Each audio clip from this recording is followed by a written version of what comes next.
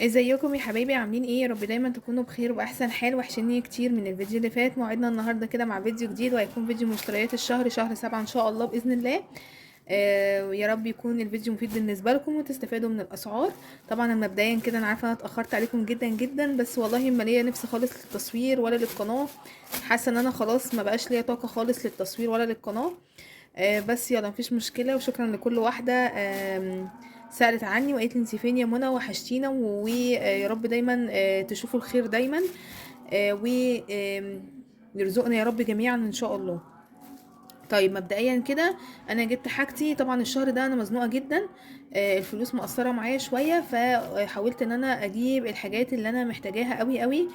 كمان احاول ان انا يعني ايه اقتصد على قد ما اقدر في الحاجات اللي انا عايزه اجيبها، بس بالناحيه التانية يكون بيتي مليان بالخير، وكمان مليان بالحاجات الاساسيه اللي انا لو احتجت الاقيها عندي في البيت. طيب انا رحت بيم، قلت كده هشوف في عروض ايه ولا ايه الحاجات اللي موجوده هناك، ولقيت الحمد لله كل حاجه انا كنت محتاجاها. وجبت كمان كام حاجه كده من عند الراجل بتاع العلافه اللي في السوق عندي. فيلا بينا كده نبدا في الفيديو عشان ما يبقاش طويل. ما تنسوش بقى تحطوا لايك ودعوه حلوه، ويلا بينا نبدا في الفيديو علشان ما يبقاش طويل، ونشوف انا جبت ايه الشهر ده. طب يا حبايب قلبي، هنبتدي كده بالرصيد، وهنبدا ان احنا نشوف انا جبت ايه شنطه شنطه. انا ما عملتش معاكم تصوير الفيديو زي كل شهر ان انا برص الحاجه كلها وببدا ان انا اوريكم الحاجه.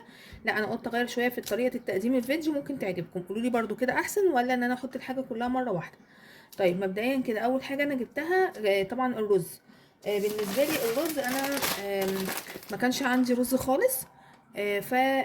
فقلت كده هجيب 3 كيلو، يعني الى حد ما هحاول ان هم يكفوني. ممكن مثلا احتاج كيلو اخر الشهر. خلاص انا بيكفيني من 4 ل5 كيلو، بس انا الشهر ده هقتصد شويه بحيث ان انا يكفيني ال3 كيلو، ولو احتجت هجيب كيلو كمان. لقيت اسعار الرز هناك من اول ايه 30 وانتي طالعه. انا لقيت الرز ده بصراحه انا كنت جبت رز من كازيون الشهر اللي فات اللي اسمه الاسطوره. ما عجبنيش خالص، وفعلا انتوا قلتوا لي في التعليقات ان هو مش حلو. ما بيرميش نهائي، اللي انت بتحطيه بتلاقيه يعني مش بيزيد زي الرز النضيف. فقلت لا مش هجيبه تاني. فالمهم لقيت الرز دوت بصراحه انا حاجه بيم انا بثق فيها، بحيث انها حاجات كويسه وكمنتج وكسعر. فلقيت الرز ده اسمه البيت المصري اهو زي ما انتم شايفين، ودوت مغسول ومعبأ الكترونيا. ده كيلو صافي اهو. ونسبة الكسر 2%، في نسبة لا نسبة الكسر 10%، بس برضو حلو. وكمان ان هو مغسول وجاهز على الاستخدام على طول. فانا جبت منه زي ما قلت لكم 3 كيلو.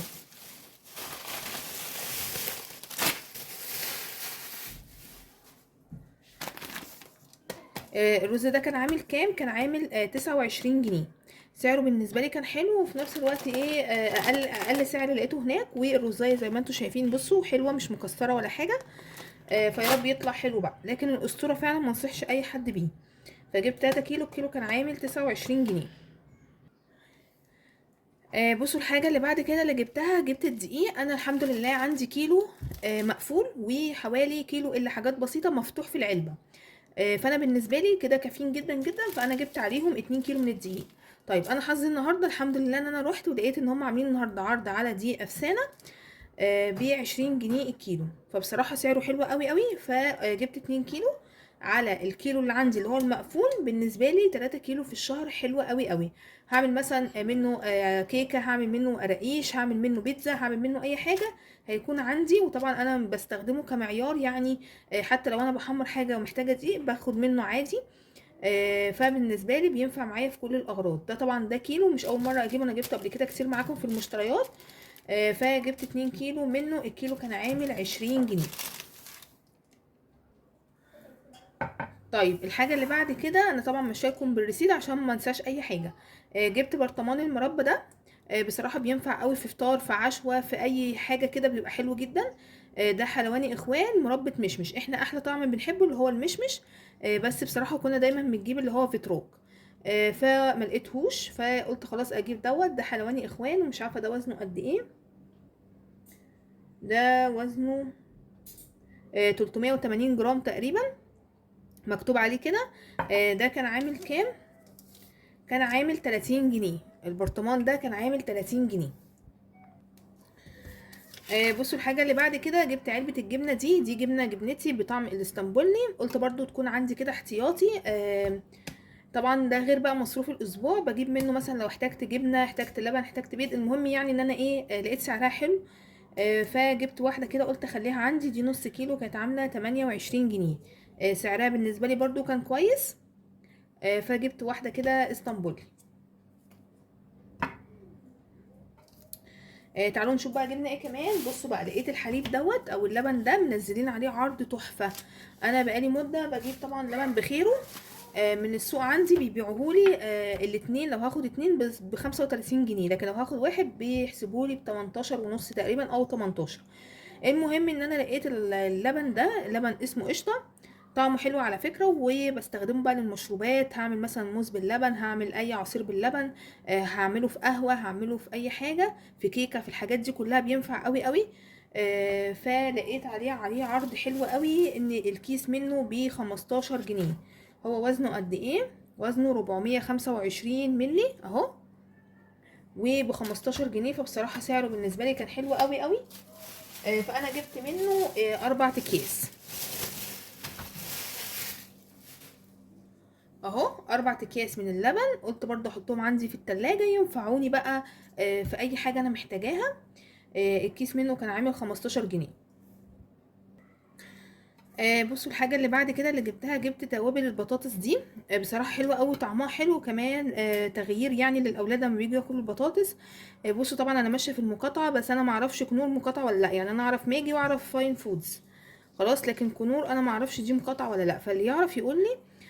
بصوا الكيس ده كان عامل 2 جنيه 75 قرش، فانا جبت كده منها كيسين خلاص. الحاجة اللي بعد كده اللي جبتها، طبعا انا المفروض ان انا متعودة بجيب علبة اكياس صلصة، اللي هي بيبقى فيها 24 كيس تقريبا، بس طبعا سعرها غالي عليا قوي الشهر دوت، فزي ما قلت لكم انا الميزانية معايا محدودة جدا جدا الشهر ده. فحاولت على قد ما اقدر ان انا امشي نفسي بالمبلغ اللي معايا وما تعدهوش. المهم ان انا قلت كده، جبت كيس الصلصه ده اللي هو 300 جرام برضو من بيم، سعره حلو جدا جدا. لقيته بكام؟ بصوا انا لقيته ب 14 جنيه، فسعره بالنسبه لي كان حلو قوي قوي. ده بقى انا بفضيه كده في علبه واحطه في الفريزر واخد منه بالمعلقه لما احتاج. فالكيس ده 300 جرام كان عامل 14 جنيه. بصوا الحاجة اللي بعد كده اللي جبتها،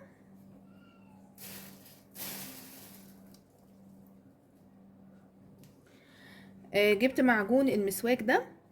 ده 10 جرام مجانا. المسواك طبعا ما جبت، يعني مش اول مرة اجربه، انا جبته قبل كده. بس مش عارفة ده وزنه كام، ده 50 جرام و10 جرام مجانا. يعني 60 جرام. ده كان عامل كام؟ كان عامل فين؟ كان عامل 19 جنيه 45 قرش اهو.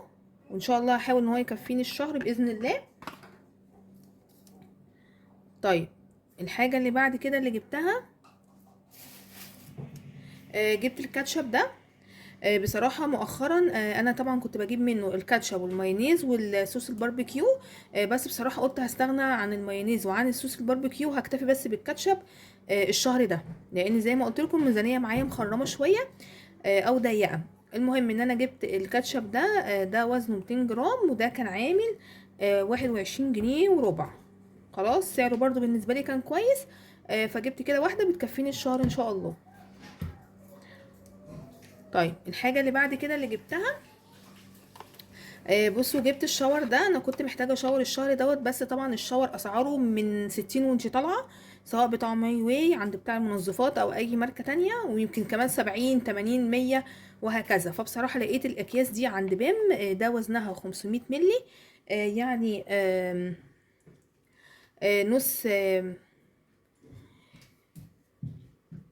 اهو، ده وزنه 500 ملي. عايزه اقول لكم ان كان فيه اللون الاصفر ده واللون الابيض واللون مش عارفه اللون الاخضر حاجه زي كده. فبصراحه قلت كده اجيب واحد يمشيني برضو الشهر ده، وصراحه ريحته حلوه قوي. ده من ماركه ايفا اهو زي ما انتم شايفين. طيب ده كان عامل كام؟ كان عامل 39 جنيه. سعره برضو لحد ما كويس، بدل ما ادفع 70-80 جنيه انا دفعت 39 جنيه، وان شاء الله باذن الله يكفيني، سواء بقى شاور سواء هاند ووش على الحوض، ان شاء الله باذن الله هحاول اقتصد فيه ويكفيني. بس بصراحه اتبسطت ان انا لقيت حاجه سعرها مناسب مع الميزانيه بتاعتي الشهر ده. خلاص. جبت كمان ايه، لقيتهم عاملين عرض على الزيت ده. انا كنت رايحه عشان زيت معين اسمه كنت رايحه على زيت معين اسمه مش عارفه والله اسمه ايه كده، كانوا عاملين على الصفحه بتاعتهم ان هو ب40 جنيه، فانا كنت رايحه عشانه. بس لقيت الزيت ده اسمه مرجانة. خلاص. يعني هو التاني كان انضف سنه، بس ده برضو مش وحش. ده 700 ملي، وده كان عامل كام، كان عامل 37 جنيه، فبصراحه سعرها كان بالنسبه لي حلو جدا جدا، ومتناسب مع الميزانيه بتاعت الشهر ده، لاني بص ما اقولكوش بقى انا الشهر ده صعب قوي بالنسبه لي. يا رب بس يعدي على خير. فالمهم ان انا كان عندي ازازه لسه ما اتفتحتش، قلت اجيب عليها ازازه. ان شاء الله باذن الله يكفوني الشهر، طبعا بالاضافه بقى للتموين اللي انا لسه هجيبه ده، انا بخصص الزيت بتاعه للتحمير، لكن ده بخصصه للاكل. بس انا دلوقتي اكتشفت ان هو مكتوب عليه للتحمير وللقلي بس مش للاكل. بس عادي شغال، في ناس اصلا بتستخدم اي زيت للاكل وخلاص.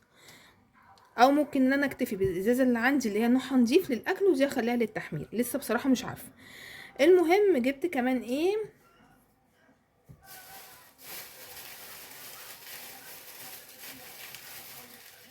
طبعا انا عندي فانيليا وعندي كيك شيف وعندي بيكنج باودر. فانا بصراحه مش محتاجه حاجه خالص من الحاجات دي. لقيت عندي بس كيس خميره واحد، فانا قلت كده او كيسين، فانا قلت اجيب عليهم كيسين. عشان لو عملت بيتزا او عملت قرقيش او عملت اي حاجه محتاجه خميره فتكون عندي. الكيس ده ماركه دريم، الكيس ده كان عامل 3 جنيه ونص، فانا جبت منه 2. بصوا اخر حاجه جبتها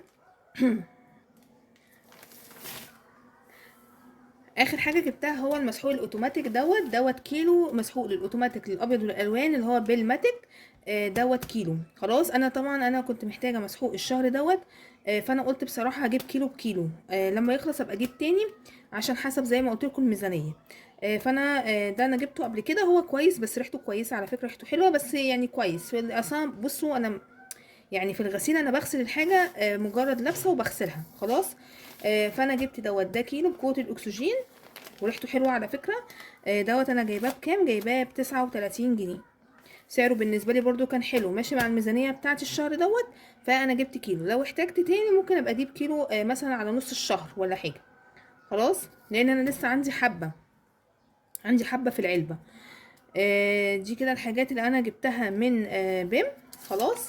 زي ما انتم شايفين اهي. طبعا حاولت على قد ما اقدر ان انا اجيب الحاجات الاساسيه ثم الاساسيه ثم الاساسيه. طيب. طبعا عديت بقى على السوق وقلت كده هجيب حبه حاجات برضو ناقصاني. اول حاجه جبت السمنه دي، جبتها المره دي بقى سايبه، ما جبتش علبه على بعضها. السايبه الكيلو منها ب85 جنيه، انا قلت له حط لي ب40 جنيه من السمنه اللي هي كريستال الصفرة السايبه. عند اي علاف هتلاقيه عنده السمنه السايبه دي، روابي، كريستال، جنه، الحاجات دي. فانا جبت يعتبر نص كيلو الا حاجات بسيطه دول ب40 جنيه من السمنه اللي هي السايبه. جبت كمان ب10 جنيه من ذرة الفشار، قلت بقى عشان خاطر مثلا لو عملت لهم بالليل فشار او حاجه. جبت كمان ب15 جنيه من الفاصوليا البيضه، معرفش بقى بصراحه سعرها كام. المهم ان انا قلت له عايزه ب15 جنيه. جبت كمان ب15 جنيه لوبيا اللي هي البلدي ام عين سودا، برضو معرفش الكيلو منها بكام. جبت ب5 جنيه من الفول الصويا. دول انا بحطهم على اللحمه المفرومه وبعمل منهم برجر، فبجيب ب5 جنيه بس مش اكتر من كده، وبعمله مره في الشهر، وممكن كمان شهور ما اعملهوش عشان ما فيش يعني ايه، انا عارفه ان هو مش صحي. فما بكترش منه. جبت بقى كمان نص كيلو من الشعريه. الحمد لله انا عندي مكرونات هتكفيني الشهر ده. بس الشعريه كانت ناقصه عندي حوالي نص كيلو، فجبت عليها نص كيلو، وبرده لو احتجت وخلصت هبقى اجيب اول باول. بس دي جايباها سايبه، الكيلو منها ب20، فانا جبت نص كيلو ب10 جنيه. جبت كمان بقى جبت التوابل اللي هي الاساسيه. جبت ب5 جنيه من الكزبره، وب5 جنيه من الكمون. كل ده مطحون، لان طبعا صعب قوي ان انا اقول له هات 5 جنيه حصى، لان 5 جنيه مش حاجه يعني. وجبت ب10 جنيه فلفل اسود. اخر حاجه جبتها، جبت المكرونه دي اللي هي الاسباجيتي، جبت برضو نص كيلو ب10 جنيه. بصوا ما شاء الله رفيعه وحلوه جدا. انا لما جيت اجيب من دم لقيت الكيس الملكه 400 جرام عامل 13 جنيه 75 قرش، فانا اولى بال3 جنيه 75 قرش اللي هما الفرق بين السايبه وبين الاكياس. وكمان دي نص كيلو، نص كيلو صافي، التانية 400 جرام.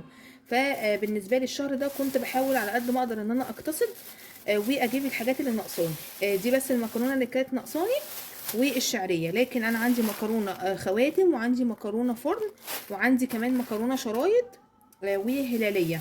فبالنسبه لي ما كنتش محتاجه غير الحاجات دي بس. هي دي الحاجات اللي انا جبتها، ودي مشترياتي بتاعت الشهر ده. يا رب بقى يكون الفيديو عجبكم، استفدتوا منه حتى لو بمعلومه بسيطه. ما تنسوش بقى تحطوا لايك. اشوفكم على خير في فيديو جديد، ومع السلامه.